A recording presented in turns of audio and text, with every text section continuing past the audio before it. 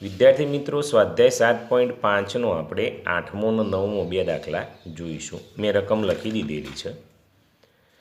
8.3 અષ્ટમાંશ ઓછા 2.1 તૃતીયાંશ. હવે છેદમાં 8 છે તો 8 મૂકી દઈએ.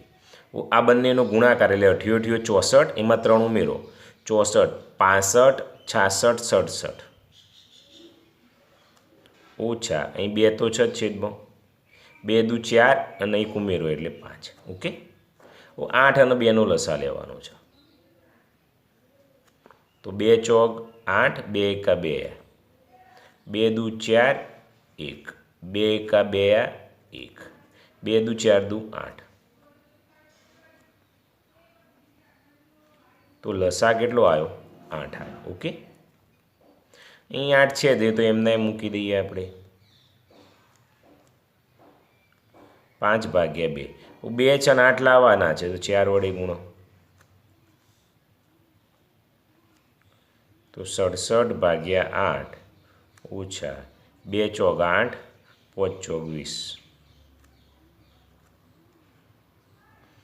અહીં બંને સમજ છે એટલે 8. 67માંથી 20 કાઢો એટલે 7માંથી 0 જાય તો 7, 6માંથી 2 જાય તો 4. 8 એકાનો ઘડિયો બોલો. 8 એકા 8, 8 દુ 16, 8 તરી 24, 8 ચોક 32, 8 પંચો 40. આ છક 48 વધી જશે એટલે 8 પંચો 40. 47માંથી 40 બાદ કરો એટલે 5.7 અષ્ટમાંશ એવો જવાબ આવશે. અને તમને નથી આવડતો તો 47/8 કરી દેવાનો. 8 પંચો 40. અહીં જે ભાગફળ આવે એ આગળ આવે, શેષ આવે એ ઉપર આવે અને આ નીચે આવે. ઓકે, આ રીતે તમારે ગણવાનું છે. ચલો, પૂરો થઈ ગયો 8મો દાખલો. હું 9મો લઈએ.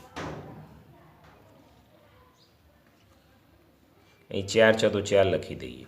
5 ચોક 20, 20 ને 3 23 ઓછા અહીં 2 છે તો એમના એમ રાખો. 2 દુ 4 ને 1 5.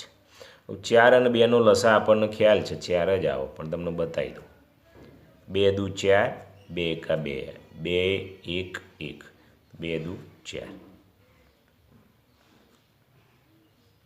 તો લસા બરાબર શું આવ્યો? 4. તો 23/4 એમના એમ જ રાખીએ ઓછા 5/2.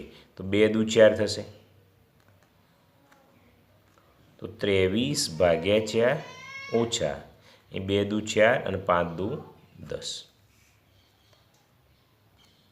એ 4 એમના એમ. 23માંથી 10 બાદ કરવાના છે તો કેટલા આવું? 13. એ 4 એમના એમ. 4 તરી 12, 4 ચોક 16 વધી જશે એટલે 4 તરી 12. 13માંથી 12 જાય એટલે 1, એટલે 3.1 જવાબ આવી ગયો.